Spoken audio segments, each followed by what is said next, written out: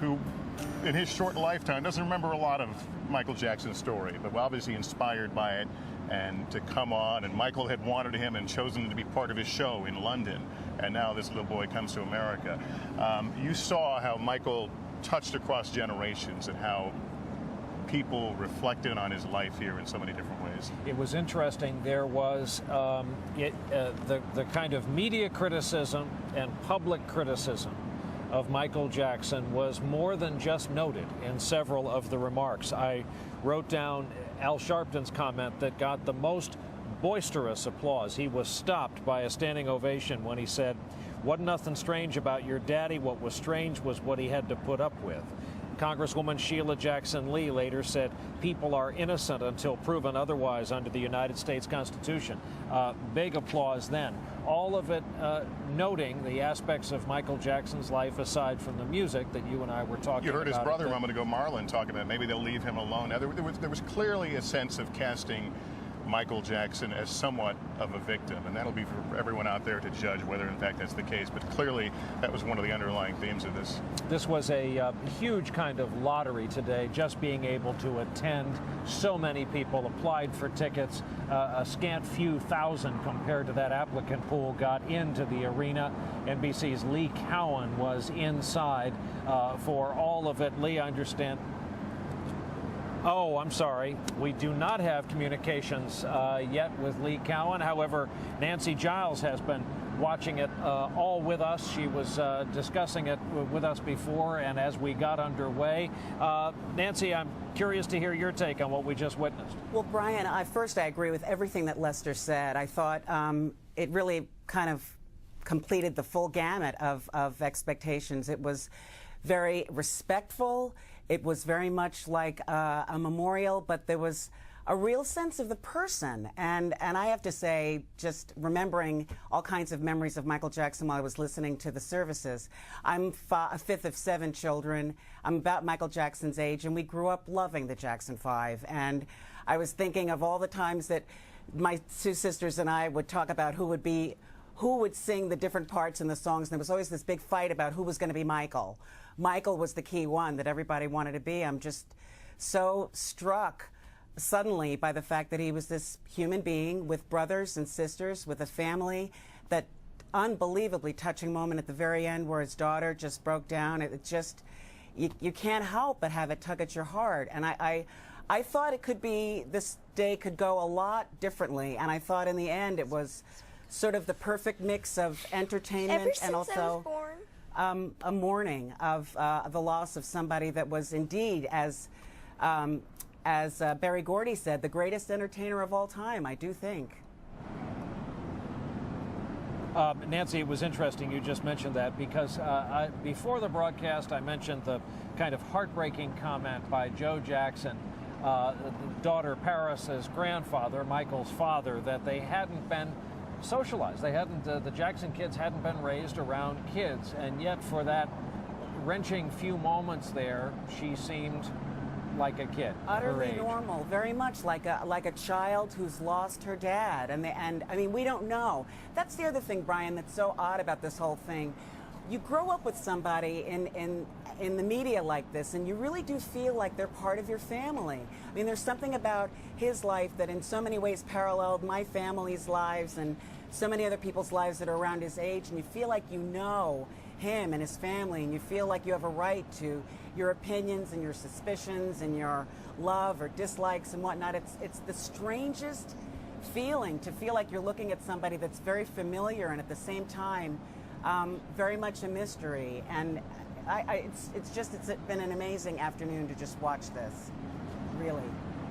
Nancy Giles, thank you on behalf of all of us for being along for our coverage. I won't get to personally see you or thank you on this trip, but I appreciate you being along and your observations from this. Also watching it all day, a guy who's covered various aspects of this story as it has unfolded for NBC News. NBC News correspondent Josh Menkowitz at our Los Angeles bureau not far from here. And Josh, what struck you watching this today?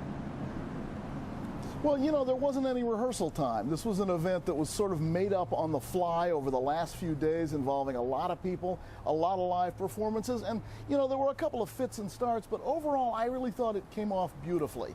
I mean, I think it was exactly the kind of thing that its organizers would have hoped it would have been, and I think that, you know, people watching across the country and across the globe probably saw that. I was also struck by the sort of cohesiveness and single message today of the Jackson family. You know, it's a family about which there's been a lot written, a lot said. They've not always been on the same page. In fact, there were, you know, a number of times when they were famously not singing off the same sheet of music. But today I thought they really were, and I thought that was great.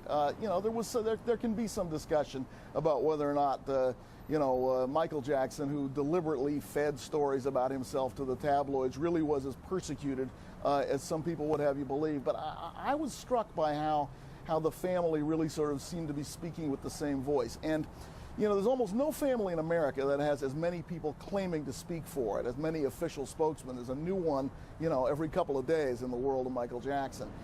I thought that Brooke Shields was somebody who you could clearly tell from the way she was talking about him, from the anecdotes that she cited. She was somebody who really did know him. There's a lot of people out there who claim to know him, but clearly she really did. I thought that was tremendously poignant. Yeah, I agree, and as Lester Holt put it, a very humanizing moment in today's proceedings.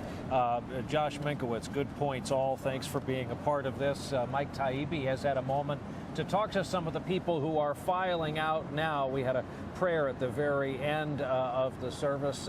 Mike, you're down in the crowd apparently. Yeah, you know, Brian, just before this started, after 10 o'clock, which was supposed to be the start time, I looked back at the Staples and there were people running for the entrance, and among them were TJ and Cheryl, who are Los Angelinos. You guys were late, but you made it. What did you think? TJ, what did you think of it? You know what? It was a great show. I think that a lot of the people there touched a lot of things about Michael Jackson, you know, being the greatest entertainer, being very charitable, you know, with all his donations and just healing the world. I thought it was a very, very good performance. Yeah, that was the first really big, huge round of applause when it was said that he was the greatest entertainer ever in the history of the world. I think everybody in that place agreed with that. The one thing everybody could be absolutely sure of. That's true. You know what? I'm glad I was able to come today because it was actually a great show. The performances were really good. I was saddened. I even shedded a tear when Jermaine got up and sung his song, Smile. It just kind of brought a tear to my eye. But, I mean, the whole performance was really great. Cheryl, there was a lot of that kind of subdued recognition of the backstory, that there's a terrible loss here, not just something to celebrate, not just all-out celebration because of a famous pop star passed by, but a really longing for him and a sadness that he's gone. I think really what people are thinking, Michael was a part of everyone's life. You know, people grew up with him, and I just think they adopted him as their own family member. And knowing that, you know, he was a pop star, you know, king of pop, but I think people just treated him as a family member. So I think that's why so many people are touched. All right, great. Well, thanks for stopping by, Cheryl. TJ, good luck to both of you. Thank you. Fans piling out right now from the Staples Center. A lot of them, and as we said before, somewhat subdued crowd, but everybody really thrilled that they were able to be here. Brian? Our thanks to them as well, and to you, Mike Taibbi, who's out here just behind us. The sea of people, a great sea of people coming out of this arena inside. We tried to get there. We can get there now. NBC's Lee Cowan, who was inside for all of it. Lee? Brian, I think folks are just starting to file out now. You might be able to see behind me. The only thing left now on the stage is just a single mic with a spotlight on it all by itself on the stage. I think what was really struck the people here is sort of the roller coaster of emotions that this crowd went through. I mean, sometimes they were on their feet, they were clapping, they were singing along with the music, and then just a few moments later would be back in their chairs in a moment of silence, and then a couple moments after that they'd be laughing. I think that that moment with Magic Johnson talking about the Kentucky Fried Chicken and how much Michael Jackson loved that for dinner came at the perfect time, because it was a tough couple of moments there, and that hit the perfect note. I think the other thing really is as Josh alluded to, the fact that this all came off so quickly, and apparently it seems without any hitch. I mean, this was certainly not a rudimentary production. There was a lot going into this, and the fact that they pulled it all together so quickly, and it came off the way it did, I think really is a testament to the promoters here and also to the Jackson family in the midst of everything else that they had going on. To be able to pull this kind of public memorial together is really a testament to them. Brian? Lee Cowan inside the Staples Center here in Los Angeles. And Lester, it was such an interesting point that Josh Mankiewicz raised. This had to just work. And it did. In the eyes of most watching, it was a dignified, well-organized show. Absolutely, and you know, there wasn't a lot of big production here. It was people speaking from their heart and singing from their heart. But, you know, we've talked about what happened in there. To me, what I'll remember perhaps most of this day is not just that, but watching people with their hands up in the air in New York City, in London, swaying to We Are the World, a song that Michael Jackson wrote with Lionel Richie. And you multiply that across what might have been happening in the 36 theaters around the country, other parts of the world where people were united in this moment to celebrate one life. There are very few people who will walk across this earth who will have that power, that magnetism, and draw that many people together. And what we were doing here today is noting this moment, this surge, and this remembrance of these deeply held memories, deeply held affection by a huge slice of the American population, the world population. You know, I just heard fire sirens go by. Life goes on. The crowd's coming out. The LAFD is responding to something nearby. Do you think as time passes, days, weeks, months, years, the look back at Michael Jackson fuzzes up the bad a little bit, becomes more affectionate, more about his music, less about all the freakish things, the physical appearance, the personal behavior we all know well? Sure it does, because I think the tabloid nature of this story, that part has a limit. It will end, but the music goes on.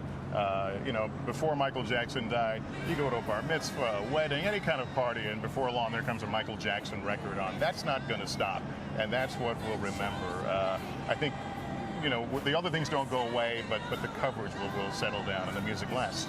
And you, I assume, join me in noting that the tone in at least some of the remarks kind of defensive in advance of some of the criticisms they might hear. Yeah, and that's been the battle. I mean, you and I have interviewed several people along the way over the last couple of weeks who say, well, you should only concentrate on the music. Right. Well, that's not our job. Obviously, we have to cover all aspects of what made him famous and in some cases infamous.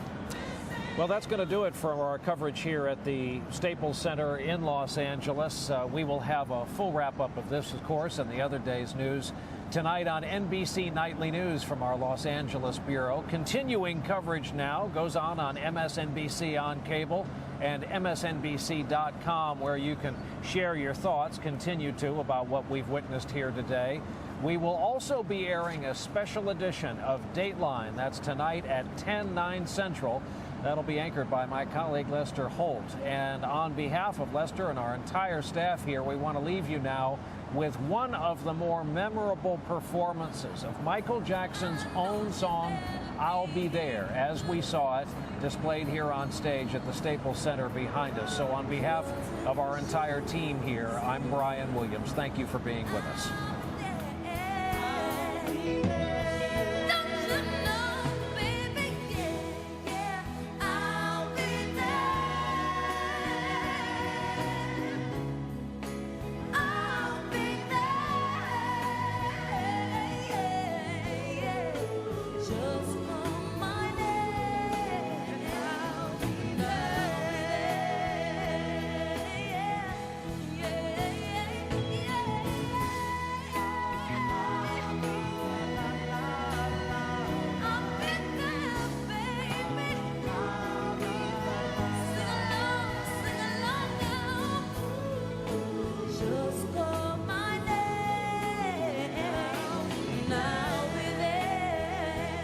Just look over your shoulder.